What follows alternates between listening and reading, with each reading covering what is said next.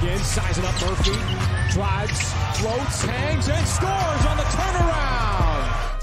J-Dub way behind the three-point line and hits way behind the three-point line. Got blocked, what a rejection by Holmgren. Standing tall like a wall. This is Lu Dort. You're listening to the Uncontested.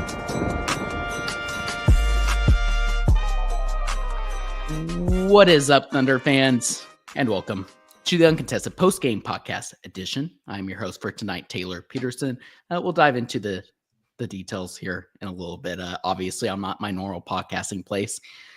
We are a proud part of the Blue Wire Podcast Network and a proud sponsor of Prairie Artists and Ales. You can find us on all social media platforms, Twitter, X, Facebook. We're on Blue Sky now. Red Sky, Purple Sky, pick your preference. We're there. Be sure to join, like, subscribe to our YouTube channel. We have a lot of cool stuff going on and are going live for each post-game podcast that we do, as well as each of our group podcasts. And we love all the engagement. So many of you guys already in the chat here, midnight on a Friday night. So we're really appreciative to have you all. So be sure to like and subscribe to our YouTube and join in when we go live. You'll get those notifications. We have a ton of fun. Speaking of having a ton of fun, we've been having a ton of fun in our Uncontested Discord. So be sure to go and subscribe to our Patreon. You can find that link there if you scan the QR code in the upper left corner. That gives you access to the Discord that I just mentioned. It's been awesome going live during games, getting to watch games live with everybody in the voice channels, getting to discuss things live. It's been an absolute blast. We have channels for just about every topic. So be sure to join there as well. I think that does it for all the, what's the word I'm looking for? The, all the intro stuff. The Thunder end up winning this one 101-94, advancing 15-4 in the season, 3-0 on this 4-game road trip. I am joined, thankfully, by my co-host, Jacob Niffen. Took 3 minutes for the intro, folks. It did. I feel like I'm on with Taylor's background. I feel like I'm on a Zoom call with my therapist right now. Yeah. So, time to dive into the details here. I am not home, as you all can tell. I am still at my parents' post-Thanksgiving. Happy Thanksgiving to everybody. Happy Thanksgiving. Taylor, what's the best thing you ate yesterday at Thanksgiving? So, my great-grandma and my grandma and now my mom make homemade noodles, which is basically like homemade noodles with like a gravy sauce. And we use it like for gravy on potatoes, use it on like turkey. It's awesome. It's my favorite dish ever since I was a kid. So that's probably the best I had. What about you? Nice. Sounds like you got a matriarchal Thanksgiving going on over there. Yeah. I popped 3 turkeys in the smoker. 3 birds. 3 birds, 1 smoker. It's kind of like the two birds, one stone. Yeah, there you go. I didn't have stones. I had a smoker, and I had 3 birds, and they all came out delicious. Good. Well done. Yeah, our turkey was not smoked this year, so I'm excited to hear about yours after the podcast. But here I am, for those on the stream, holding my mic because my mic stand fell apart, would not fit on my parents' desk. I have this crazy background with like all these family photos of us since we were little. It's pretty amazing. So yeah, we're here to talk about Thunder basketball. Quick aside, there's a lot of people in the live stream. If you've listened to the Uncontested at all, you know that the term degenerates was born from, I believe it was last season when the Thunder played that late game out in LA against the Clippers, and Lu Dort had Kawhi Leonard in hell on that last possession. He didn't even get the shot off. You know what I'm talking about? Yep. And then I got on and I did like a 12:30 post-game pod, and there was like 600 people in the chat. And I was like, you guys are a bunch of degenerates. And that's where it was born from. Tonight, we got a ton of people in the chat at midnight. I'm talking about smoking a turkey, and we got a, hold on, the Pall Mall turkeys. Thunder chick. And I smoked 3 birds, but in a totally different way. Y'all awesome. are You guys are crazy. Keep them coming, folks. Keep them coming. Good stuff. Well, Jacob, the Thunder get another win. Like I said, they're now 3-0 on the road trip, which is huge. Quickly, we'll get into my big takeaways. We'll get into a quick game breakdown, then we'll dive into those big takeaways and talk a little bit at the end about the NBA Cup standings, how this win affects the Thunder, how they can advance to Vegas. No silver for the Sounders. But my first big takeaway, superstar Shai, even though I didn't think he shined his brightest, still ultimately was the MVP, looked absolutely incredible and hit some huge shots down the stretch. My next one is a very obvious one. Isaiah Hartenstein's impact has been incredible in the 4 games he's played. I'm excited to break that one down. Lu, I just saw his rebound number. Yeah. Okay, iHeart. Okay, I see ya. Good. Lu finds his 3 again. It's been missing for a handful of games now, Jacob, and he's found it again like at the beginning of the season. The lack of role player impact, it's been a theme here on this road trip, really ever since, I'm trying to think when Caruso went down. The free throw discrepancy, we'll quickly get into that, but I thought Mark had some really good points pregame as well as during his halftime interview. And then, like I said, we'll end with some NBA Cup stuff. So quick game breakdown. The Thunder start the typical 4 of these 3 games, but instead of Isaiah Joe in that position like it was 2 nights ago, it was Cason Wallace. And so we continue to see Mark rotating that 4th starter's position between Wiggins, between Wallace, between Isaiah Joe. But that being said, ever since Hartenstein's been back these past, 4 or 5 games, Hartenstein's almost seemed to submit himself there with that 4th starter position, which I really like to see. We talked about on the podcast. I was a little concerned maybe that wouldn't be the case, but he's been playing so well, has had such a huge impact for this team. It's really come back down to who's going to be that 5th starter now, kind of like it was when Chet was healthy, but iHeart was hurt. Speaking of Dub, he was back tonight after getting hit in the eye very hard on Wednesday. He told our friend of the podcast, Joel Lorenzi, that he wasn't seeing straight throughout the 3rd quarter, lost some vision for a while. Thankfully, he's okay, and he looked okay tonight. Hey, one time I was playing pickup basketball, and I got poked in the eye. 2 weekends ago? No, this was years ago. I got poked in the eye, and dude got, I am not kidding you, 2 knuckles deep in my eye hole. 2 knuckles deep, Taylor. That's insane. And you still have your eye. It hurt. That's important. I never felt pain like that before. That bitch is squishy. Oh, man. Some great sounders there. Uncontested after dark, after 12 a.m. Get 2 knuckles deep and it gets squishy. In the eye hole. 2 early threes for Lu started the game, which was great to see. Like I said, we'll get into Lu and the Thunder's 3-point shooting. Overall, though, Jacob, I thought the first quarter, the Thunder were attacking downhill early. They looked great. Unfortunately, there was a play in the first quarter that I thought, oh my gosh, the injury bug for the Thunder has been Isaiah Hartenstein died. Yeah. After he murdered Dalton Connect, who tried to murder him. He did get Connect, and it was awesome. There's not caskets big enough for Chet and iHeart, so let's stop trying to kill them, please. Agreed. So Hartenstein comes up to contest a Connect poster dunk. What would have been a poster dunk. Hartenstein gets the block, but he falls very hard on his lower back, kind of hip area. And he went back to the bench. Thankfully, he told Mark that he was fine, went back to the locker room briefly, came back. Turns out he was fine, but I was very scared there at that point. Similar fall to Chet's. The difference is Isaiah's got a big ass. Got a lot more pounds on him than Chet does. I think the broadcast mentioned that. One thing I didn't mention is that Shai was actually substituted out in the first quarter before J-Dub. Obviously, Mark likes to stagger Dub and Shai in the first and second quarters after they start together. But tonight, it was Shai subbed out before Dub. Shai comes back in for Hartenstein at that point. But to end the quarter, the Thunder were up 33-24 after 1. We're shooting great. Honestly, everything was looking great. Second quarter happens, and it was ugly. It was an absolute grind. This is right before Jacob started watching. Thunder come out of the second quarter with Shai, Dort, Kenny, Wiggins, and Dylan Jones. Jalen Jones has some pretty poor and another pretty poor performance in only 4 minutes and did not see the floor again. That's something to mention. Thankfully, iHeart checked back in with about 7:30 to go in the half. Just a really sloppy second quarter, Jacob. I thought the Lakers, they really hampered OKC's ability to get to the rim, but the defense really fell off. They were sloppy in half-court possessions.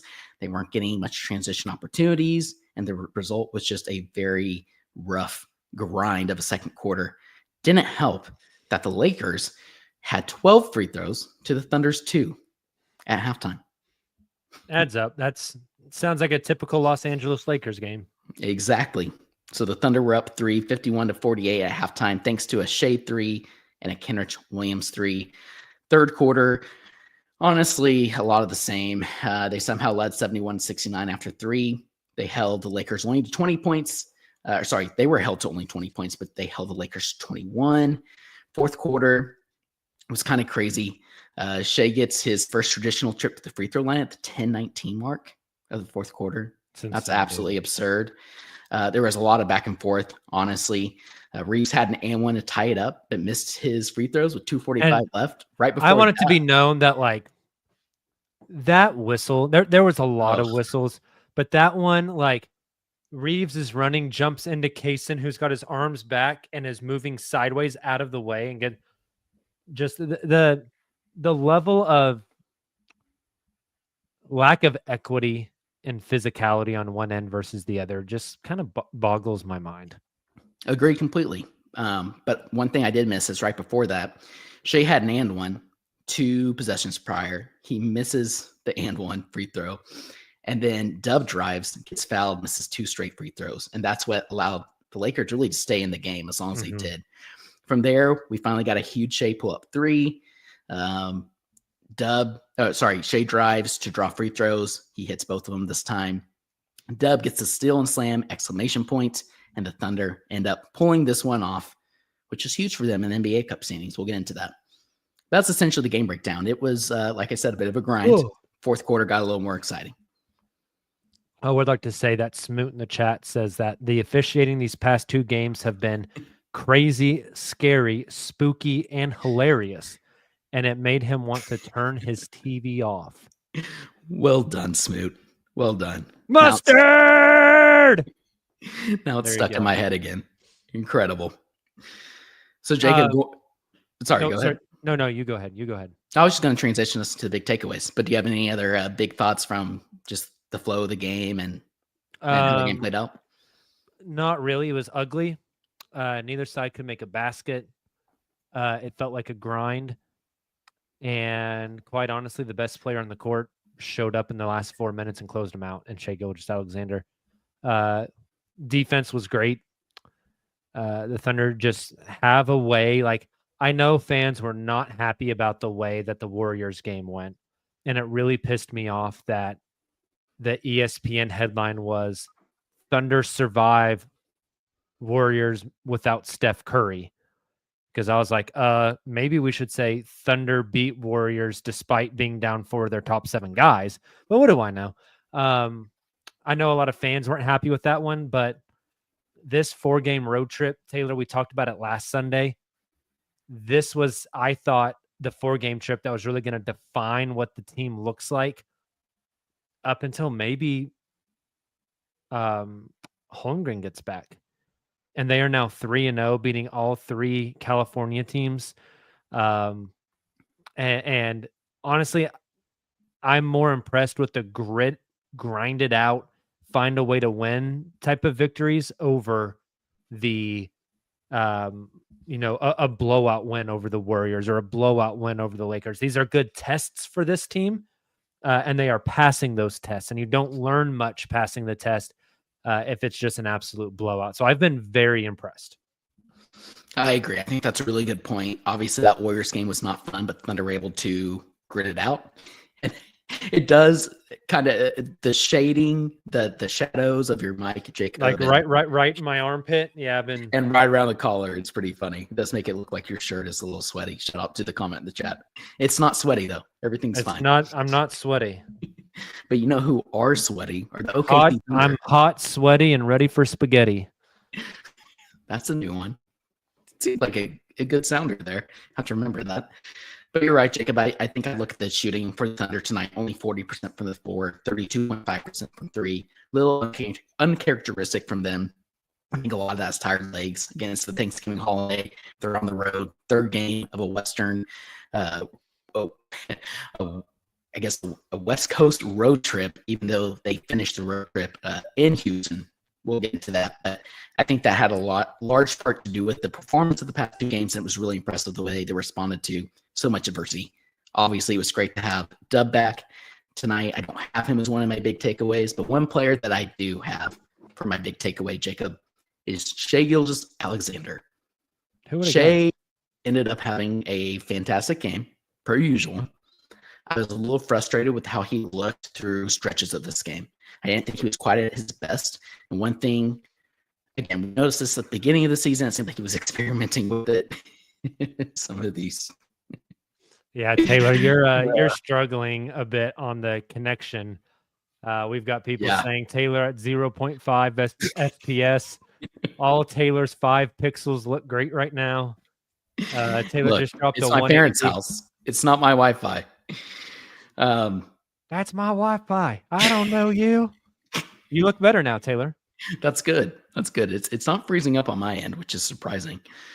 I thought Shai has struggled a bit through stretches, especially the Golden State Warriors game, and again tonight, where he just seems a bit tired.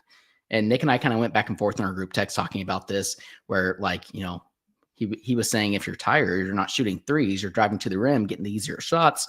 And my counterpoint was like, well, yeah, but it takes so much to get to the rim when you're Shai Gilgeous-Alexander and cooking and slicing your way to the rim to those mid-range and it's a longer baskets. run. It's right. a longer run. And I think that's a lot of what we're seeing from Shai when it comes to some of those just often they're early in the shot clock, pull up, contested off the dribble 3-point attempts. Although they've come in very clutch. He's made me eat my words twice now, 2 straight games down the stretch of games that they've been great. But overall, Shai was fantastic. This is Shai's, let's see, he had 15 points in the fourth quarter, which I wanted to mention, but his third straight game at 35 plus points. Shai had, I'll read off his stat line and let you go, 36 points, 6 rebounds, 9 assists, hit his 2,000th assist tonight. Shout out to friend of the podcast, Yoko. And was only 3 or 4 from the free throw line because they wouldn't give him free throws. Had another block and another steal, just did all the things that Shai typically does.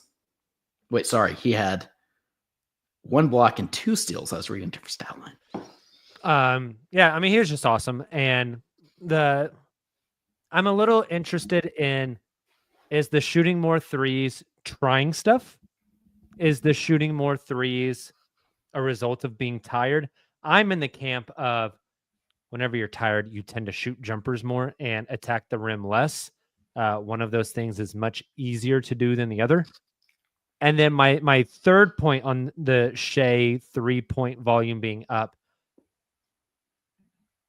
If I were Shai and I was doing all that work to get downhill, getting the hell beat out of me, getting to the rim, taking a tough shot because I'm getting fouled and I'm never getting the whistle, I may stop driving as well and take shots that I think are easier and have a better chance of going in, which does my step back 3 have a better chance, or does me getting mauled by 3 guys on my way up have a better chance of going in because I know I'm not getting the whistle? I almost sense some trepidation from Shai to not attack as frequently because the whistle is not coming his way. I think. You good? Can you hear me? Yeah. You're okay, good.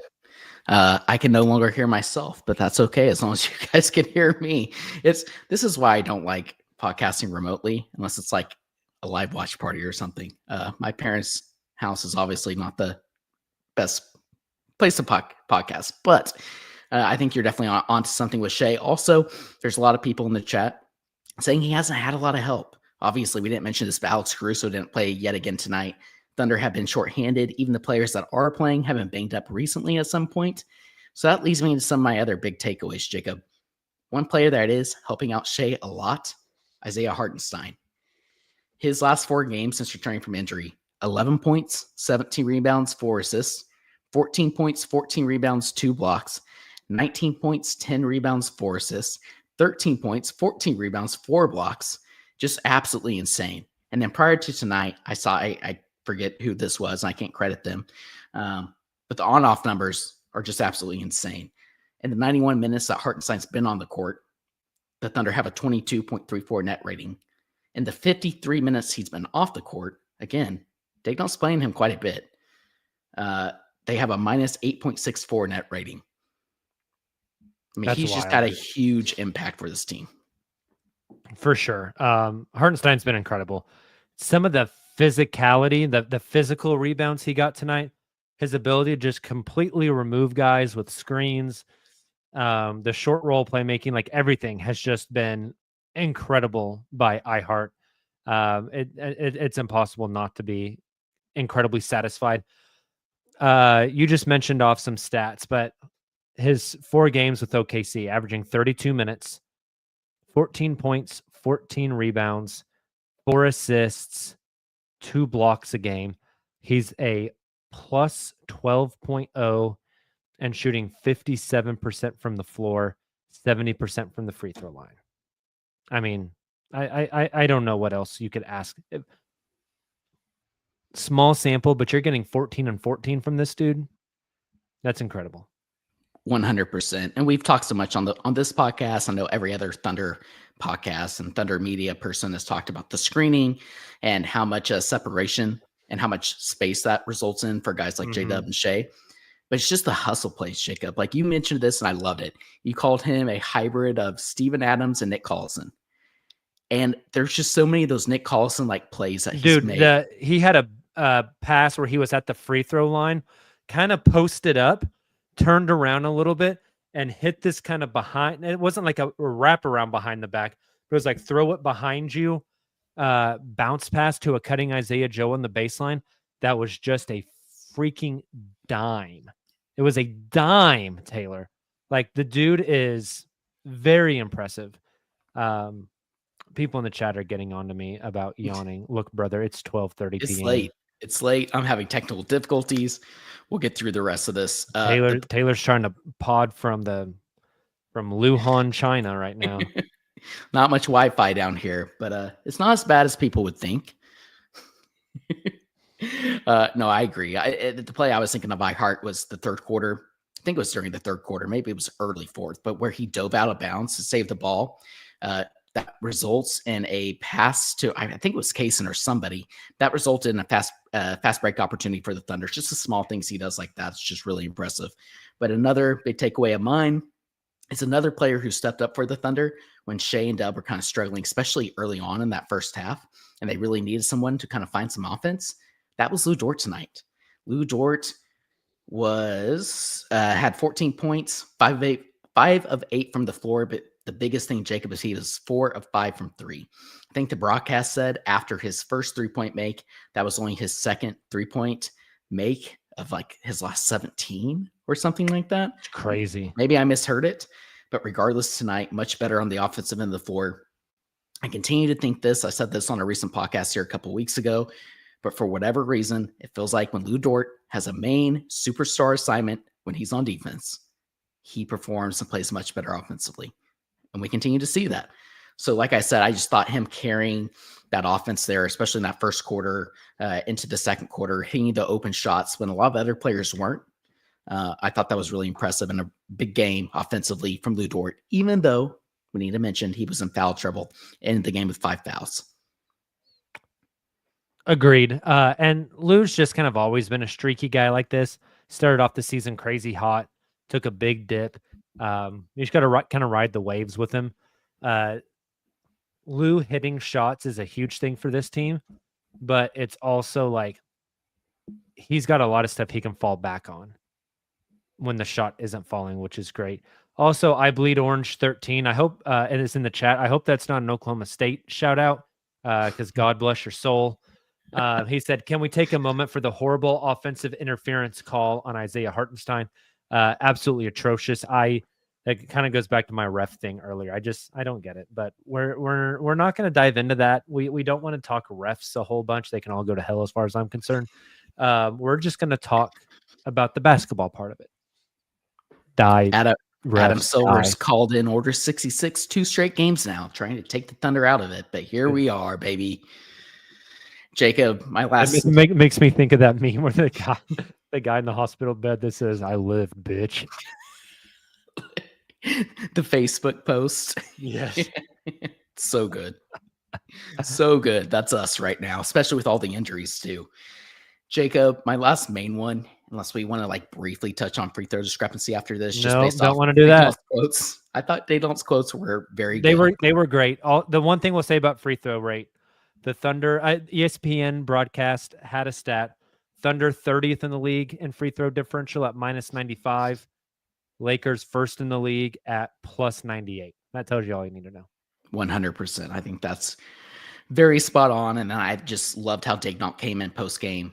He wasn't calling it out, although he kind of was. But he just said when he was asked about the key of the game for the Thunder was that they needed to limit the Lakers free throw, limit the Lakers from the free throw line, and then rattled off a bunch of stats about their stats last season. And it was very well done by Daignault. It was like a slight jab at the league, but also him not quite calling them out. How much money would you pay Taylor? Like legitimately, like for a fine, if they started a GoFundMe for a fine, how much money would you personally, not podcast money, but from Taylor Peterson's personal checking account, would you donate to a GoFundMe to pay for a fine if the next game Mark came out with like 3 pairs of glasses and handed them to each ref? I throw in like 100. Oh, wow. Okay. You make more money than I do. I would the way you said that, I thought you were going to say like I would donate 2,000. I would donate 5 full American dollars. Regardless, we need to see this happen. Daignault makes a lot more money than both of us combined, so I think he's fine when it comes to that. I think that's fair. I think that's fair. All right, we said we weren't going to talk about refs and free that was throws. well done. We touched on free throw discrepancy, so let's round this out here before we get into some NBA Cup stuff, courtesy of co-host Nick Crane. Goodness. Lack of role player impact. Outside of Lou, Jacob, and we talked about Isaiah Hartenstein, if you want to call him a role player, but Cason Wallace, 2 points, 5 rebounds, 0 points from Dylan Jones, 3 points from Isaiah Joe, who is 1 of 7 from 3 tonight. And hey, the one that he hit was a designed play out of a timeout to get him a look. I know people are going to be upset that Joe went 1 of 7. Let me tell you something. These guys are human, and you want to help give a guy confidence. You run him a play late in the fourth quarter when you need a bucket, when he's 0 of 6, and you show him you still have that confidence, and then he pays that off for you. Does the 1 of 7 line suck? Yes, it does. But you want that guy to remain confident and keep shooting the basketball. As the great Dion Waiters once said, quoting Kobe Bryant, I would rather go 0 of 30 than 0 of 5. 0 of 30 Love it. Or 0 of 5 means I lost confidence. You're exactly right. And Isaiah Joe follows in suit there because he immediately came back down the next possession and shot that little midi. I love it. I love it. It was a midi. I do too. I love the confidence. And I've said this for the past like season and a half now or however long, but Isaiah Joe's a hot and cold 3-point shooter. When he's hot, sure, there's no stopping him. But he has nights like tonight, and that's perfectly fine. I just want to mention like Isaiah Joe. The thing is, like you can't pull him and bench him because then what you're telling a guy is, hey, if you miss, you're sitting. And the one thing that you cannot control on a basketball court is if the ball goes through the rim or not. You can control effort. You can control hustle. You can control defense. The one thing you can't control is the ball going in. And then if you get a guy scared that if he goes in and misses, he's going to get benched, you've zapped all confidence and he's not going to be a good basketball player. And I can tell you, Mark Daignault's telling these guys, I don't give a shit if the ball goes in. Hunt shots. You're a shooter, Joe. Hunt shots and shoot. And Mark's talked about that too, right? He talked about looking at the quality. They have like internal metrics looking at the quality of 3-point attempts and shots in general.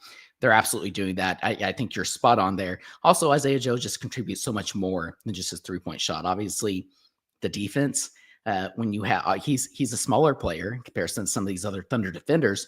But when Lu Dort's in foul trouble, you don't have Alex Caruso. You have to rely on Alex Caruso. You have to rely on Isaiah Joe. You don't And want him to Isaiah's lose. been fine defensively. He's just a little skinny. I really hope Alex is healthy for Sunday. I'd love to see Agreed. them start Alex and Isaiah. I think that would be really cool. Agreed. And I'm like really afraid that Mark's just like saving that for some reason. But it's not just Isaiah Joe. Aaron Wiggins, 7.7 rebounds tonight. Did some good things, but Wiggins has kind of been in a slump recently. Some may say it's because he didn't play much the second half at all against Golden State, but we'll save that topic for the Sunday show. Hey. Kenrich Williams tonight. Just did Kenrich Williams things, 5 points, 5 rebounds, 2 of 5 from the floor. Had a really big impact that Sacramento game, Jacob, when he came back and looked really good. He's given some great minutes and spurts since then, but just nothing major from him offensively.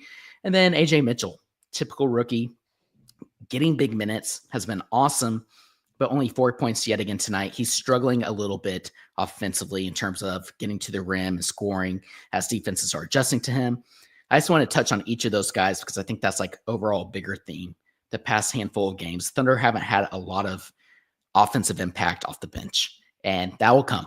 Like you said, it comes in spurts. These guys will get out of the slump. They'll get back home and off this road trip, but it's a theme I thought worth mentioning. I think that's fair. Hopefully,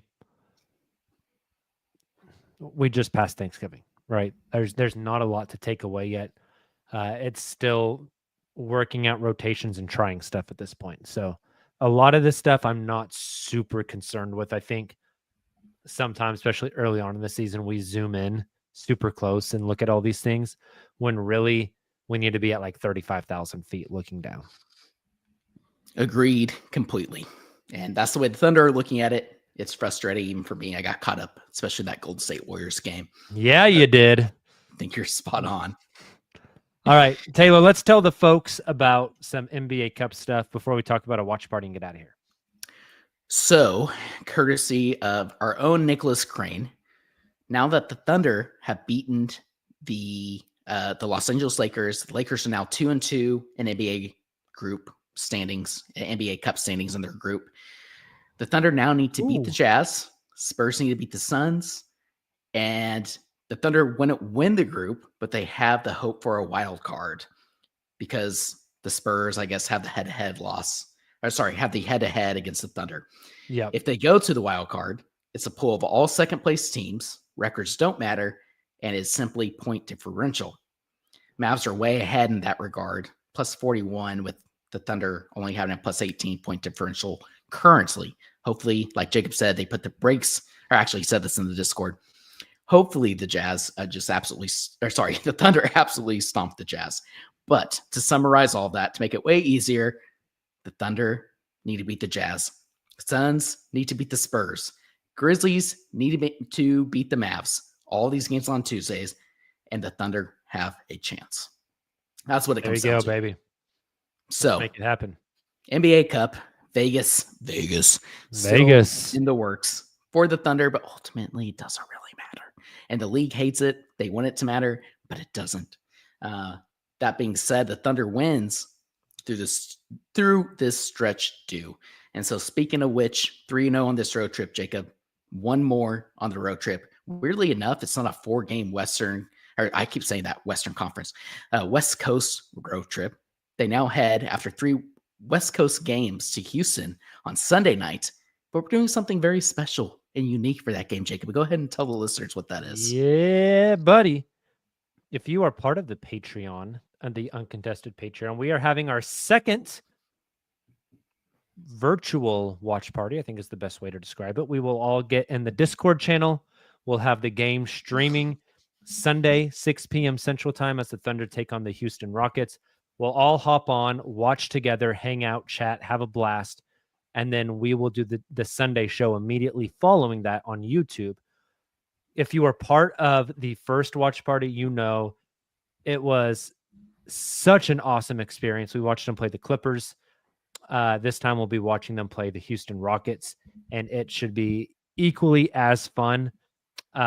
If you're interested at all, if you typically watch games by yourself, I think this is a really cool experience. And you can get that Discord access, bonus podcasts, and so much more whenever you subscribe to the Uncontested Patreon. It's like $3 to $5 to subscribe per month. It's super affordable, super cheap. we'd love to have you guys and come hang out Sunday as we watch the game together before we podcast. 100%. Like Jacob said, we've had an absolute blast, even outside of the watch parties, just having the Discord, the daily discussions that take place in there in each of the channels. It's been a lot of fun. Even outside of basketball, it's been really, really cool and fun to get to know more of our listeners on a more personal level. So thank you all again for tuning in. Jacob, you're yawning a lot. My wrist hurts, starting to cramp up a little bit because I'm holding this stupid mic. Okay, thanks. I appreciate the context. Yeah, that's important. And apparently I've been sounding like a robot for like a quarter of this podcast. I promise on Sunday I'll be back home, back in my normal setting, and technical difficulties will be much less. It'll just be me pronunciating names per usual. So thank you all again for tuning in. Be sure to join us Sunday if you all join the Discord for the live watch party, but we'll be live after that for our group podcast, breaking down the week of Thunder basketball and looking ahead to next week. Thunder up.